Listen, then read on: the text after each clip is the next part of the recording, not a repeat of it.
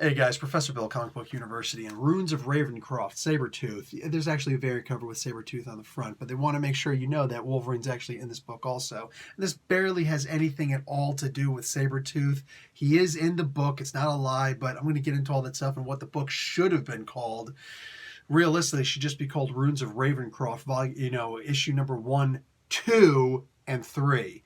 I despise, I actually get a little bit heated inside that they're doing this as Runes of Ravencroft Sabretooth number 1. No, stupid. You can't call it a number 1 because it completely depends upon and references the first issue, which came out last week, which was called Runes of Ravencroft Carnage. And next week, I believe it's going to be next week, the final issue, Runes of Ravencroft Dracula, is coming out. I just...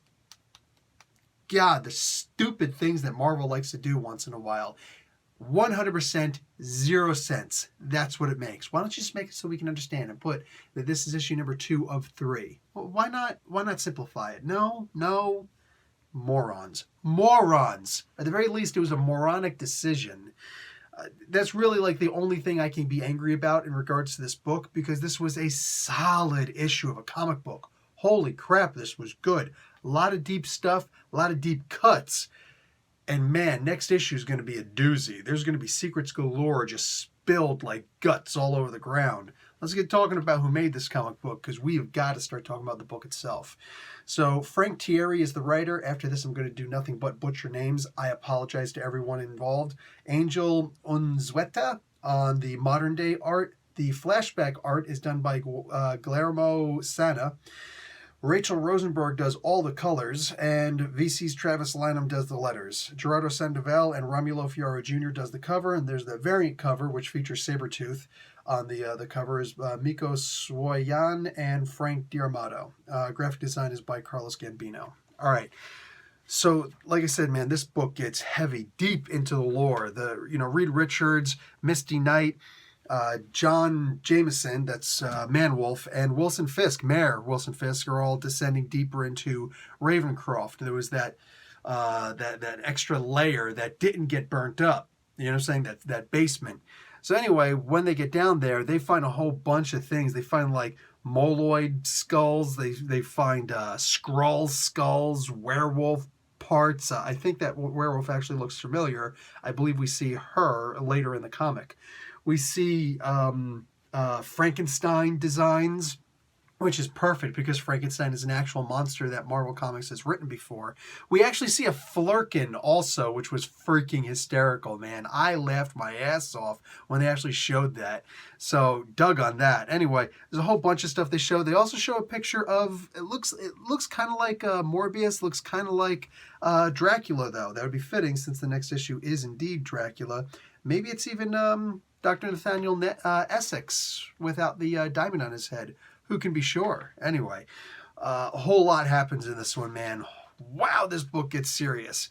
They go down into this area where only Mr. Fantastic is apparently strong enough to open this I don't know, whatever. Wilson Fisk doesn't really try, but it's not that big of a deal. The elastic arms basically just gives him leverage. There's a big physics thing about that, and I just don't care. Anyway, he decides that he's going to open it when he's otherwise the weakest character there. But he talks about how he can anyway. What have you. They go into flashbacks about what happened in the previous issue.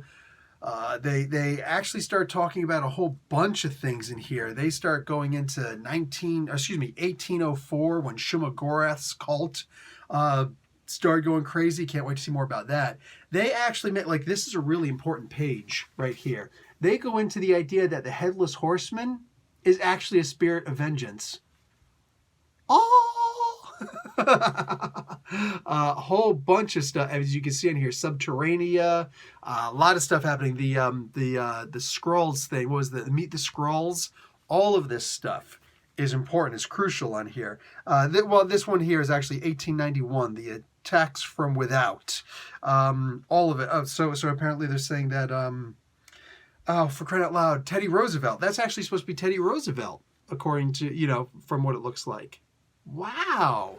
You can't go and make one of the greatest presidents in history a freaking Skrull. That's not cool, Frank Thierry. That's just not cool. Anyway, what do you call it? So we go back into the story of Jonas Ravencroft. He's called Dr. Jonas at one point, which is really frustrating, but I guess it's like a way of retconning what was in the past, that Jonas is actually a Ravencroft thing, like, yeah, Ravenclaw. No, a Ravencroft family member, descendant. There's stuff in here with Sir Percy of Scandia, which is the first Black Knight that was ever created.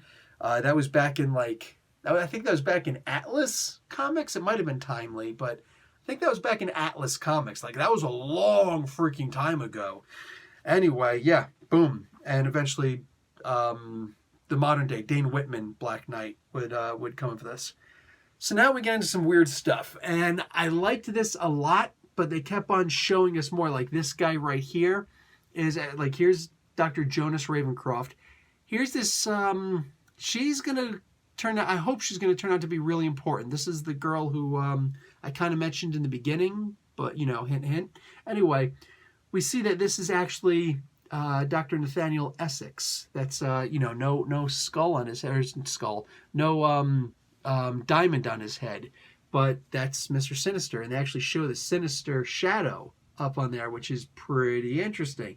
I like that they did that, much like, you know, Vampire casts no shadow, but Sinister would cast this shadow. I don't care. That's freaking awesome. I love that. They also show at one point him walking into a room, and it says Dr. N. Essex on it. I'm like, okay, cool. Just now we know, beyond the shadow of a doubt, everybody should know this. But then they actually start getting into the idea, oh, yeah, Dr. Nathaniel Essex, blah, blah, blah, blah, blah. I never trusted Dr. Nathaniel Essex. It's like, dude, no. What? Stop force-feeding us this stuff. Just let us figure it out on our own. There are plenty of reviewers like me who recognize this stuff immediately, and we, you know, giddy, all that giddiness went away once it's like, okay, you're really, like, we know. Dude, we know. Wow. Okay, fine. So I have two complaints about the comic books, but this isn't as bad as the first thing. Anyway, Sabretooth is here, and remember Kieran Gillen and I think Adam Kubert did the art for Origin 2. They did all the Origin stories for the most part, including, did she also do the Sabretooth origin? I don't remember, but anyway, all of this stuff, this pretty much takes place immediately after issue 5 of Origin 2, which is based off of the Wolverine origin stories. This is interesting because, anyway, Sabretooth is here. This is the very little tiny part that Sabretooth is here about. And he's actually got the this newspaper here where they're saying that there seems to be a local Knickerbocker knifer, they call him, the knifer wearing sneakers, I guess. Anyway, Jack the Ripper. So they're calling him like a version of Jack the Ripper. This is the Savage Wolverine, the Savage Man of the Wild Wolverine, Logan the Savage Man, whatever, from back in those days.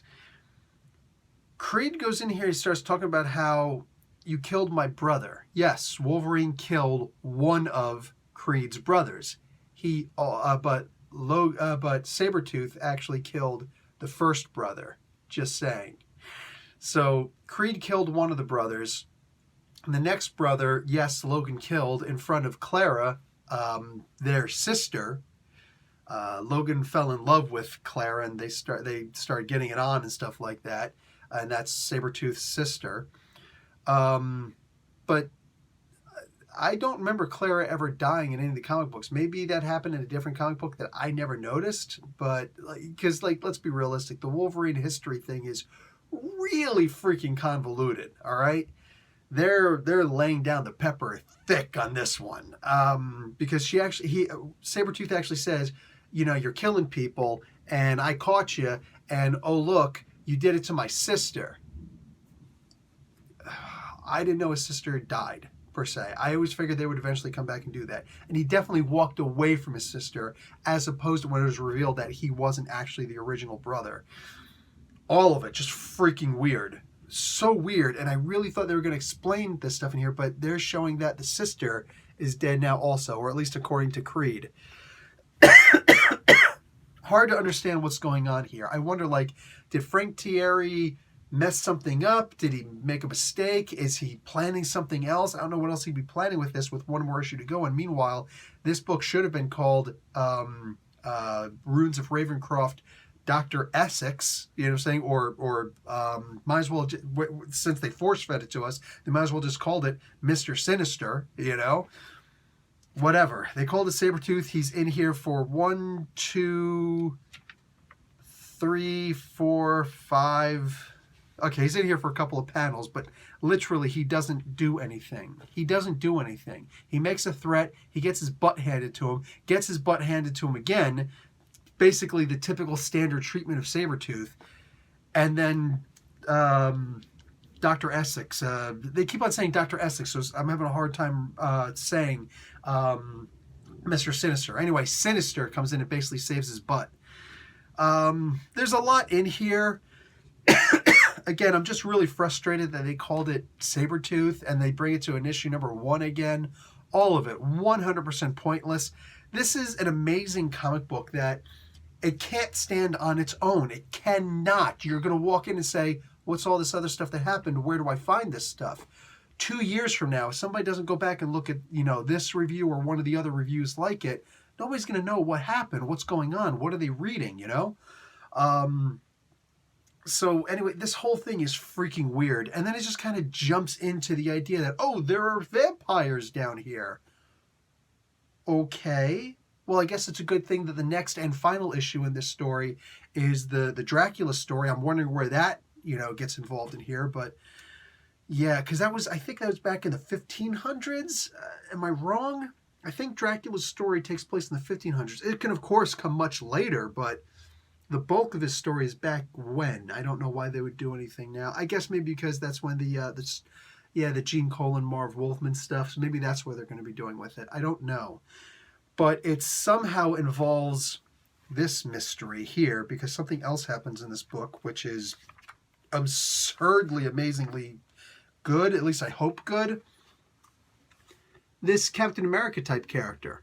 Now, this is clearly during the Revolutionary War. I guess it could be the Second Revolutionary War, but I'd imagine not. I'm imagining it's during the colonial times because, yeah, they've actually got the 13 colonies. Sorry, guys. I think I'm catching a chill. I'm going to have to put my jacket on in a minute.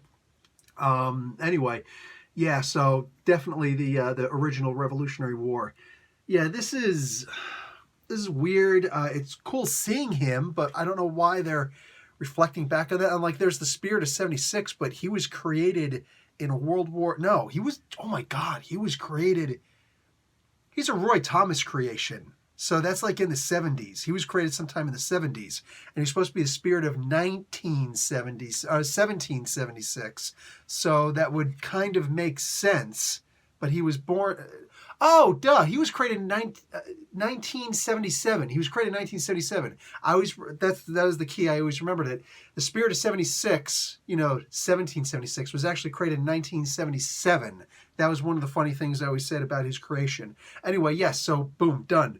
He, the Spirit of 1776 was actually a World War II fighter. That's why he was called the Spirit of 76.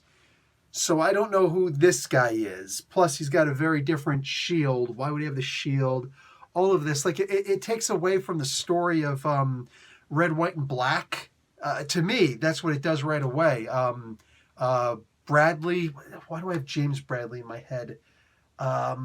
Anyway, the original Captain America, there was actually a Captain America before Steve Rogers' Captain America. He was the experiment that didn't really work. But anyway, yeah. But it was a beautiful, beautiful story. And that's the only reason why I'm like, okay, cool. But you've got one issue to explain a character that you just barely introduced in this issue. I don't understand. Like, there's so much greatness in this comic book. I don't know what they're about to do with this next issue. It could literally be explosively good or diarrhea explosive. Like, that's how I feel right now. And I hate the idea that that's where I'm at. But there's, like, it's such a deep, awesome comic book, but with such weird little things in there that don't seem to make sense. And I'm frustrated at that. But I have to, like, I have to temper everything because the next issue isn't out yet. And it could wind up being something where he ties the threads, he weaves those threads so perfectly that Terry might wind up making this story that's so amazing that we're going to be like, dude, he's a freaking giant amongst men. You know what I'm saying? A giant sitting on the shoulders of giants, This could literally go any way at this point, and that's kind of terrifying to me. I'm really hoping it goes the former rather than the latter, but we'll have to see. We can literally only, wait on bated breath and see, because there's a lot to unpack in this. And I feel like if I gave it another read, I'd probably see something else again that I didn't see initially. I don't know, man. And this is supposed to be the first official meeting of Wolverine and Sabretooth. Or at the very least, the first one after they'd had a memory wipe again. Because Wolverine, when he's in this, had a lobotomy. I mean, they actually say at one point, again, it would have been like they got a close-up of the scar, the lobotomy scar, and it's like, that could have been enough. He had a piece of his brain taken out. This is clearly before he got the adamantium on his arm, because look, he actually had one of his arms cut off. Couldn't have done that otherwise. It was with a regular old saw, too. So, I mean, there's a lot that they showed, but then they go and explain it afterwards, just in case we're dumb. And no, I don't think that the average comic book reader is dumb. In fact, there was just an article put out, comic books make you smarter. Comic book readers are actually really intelligent. Some of us are professors. and all of us who are watching, for the most part, are alumni of Comic Book University. So, I mean, I'm being silly at this point, but it's not far from the truth. And I really think that this comic book could have been better, in my opinion, if they just let us go with art. You do something, you tell the artist to do something. It worked. It worked. The art worked in this book. You could have just let it be. But then it goes and explains every single thing afterwards. Things that I feel like the art explained it enough. Anyway, I got to see what happens in the next issue. If all these threads are put together and if the book actually feels worth it. We'll see. We'll see. Anyway, guys, I'm done. Professor Bill, Comic Book University. Class dismissed.